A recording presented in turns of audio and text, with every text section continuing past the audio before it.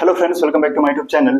दोस्तों, आज हम लोग देखने जा रहे हैं पब्लिक सेक्टर बैंक के बारे में।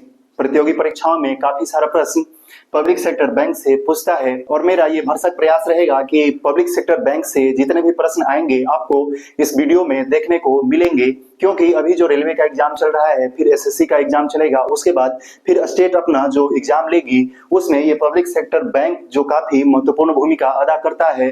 और यहाँ से जब एक दो प्रश्न आता है दोस्तों, तो काफी कम लोग उसको टैकल कर पाते हैं। तो मेरा प्रयास रहेगा कि प्रतियोगी परीक्षाओं में जितने भी प्रश्न बन सकते हैं आपको इस वीडियो में रखने की पूरी कोशिश की जाए।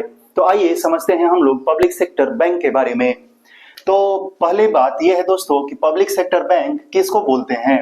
तो वैसा बैंक जिसमें भारत सरकार की हिस्सेदारी या ओनरशिप 50% से अधिक हो, उसको हम लोग पब्लिक सेक्टर बैंक बोलते हैं। तो हम लोगों का जो पहला पॉइंट है कि भारत सरकार का जो हिस्सा है या हिस्सेदारी है, ओनरशिप है, वो 50% से अधिक होनी चाहिए। उसके बाद पब्लिक सेक्टर बैंक का उद्देश्य क्या है कि लोगों को सुरक्षित और भरोसेमंद सेवा दी जाए। तो लोगों को सुरक्षित और भरोसेमंद सेवा देने के लिए पब्लिक सेक्टर बैंक की स्थापना की गई थी। उसके बाद पब्लिक सेक्टर बैंक की जो संख्या पहले थी दोस्तों, वो थी 27, लेकिन अब इसकी जो संख्या है वो 22 हो गई है।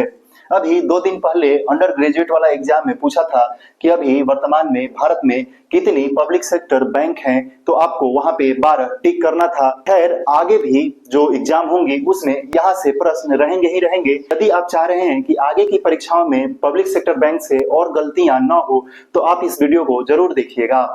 तो पब्लिक सेक्टर बैंक की पहली संख्या 27 थी, लेकिन वर्तमान में इसकी संख्या 12 हो गई। आखिर ये संख्या 12 कैसे हो गई दोस्तों?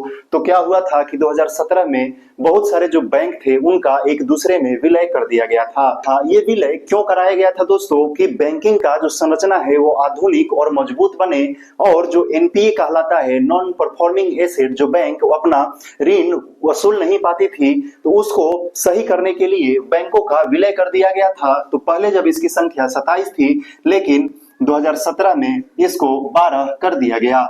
इसमें जो 2017 में जो विभिन्न बैंकों का विलय किया गया था दोस्तों, एग्जाम में 2-4 जो बैंक है उसका काफी बार पूछ लेता है।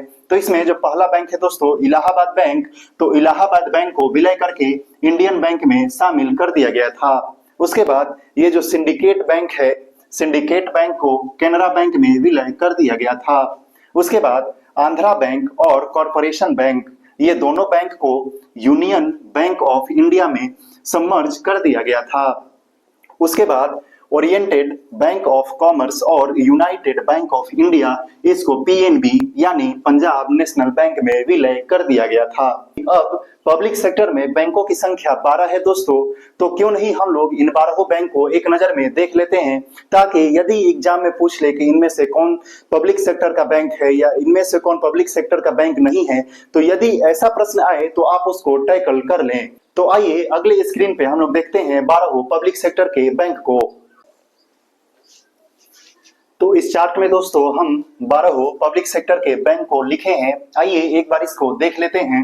पहले नंबर पे है दोस्तों एसबीआई यानी स्टेट बैंक ऑफ इंडिया, दूसरे नंबर पे है पीएनबी यानी पंजाब नेशनल बैंक, और तीसरे नंबर पे है बीओबी यानी बैंक ऑफ बड़ौदा, चौथे नंबर पे है केनरा बैंक।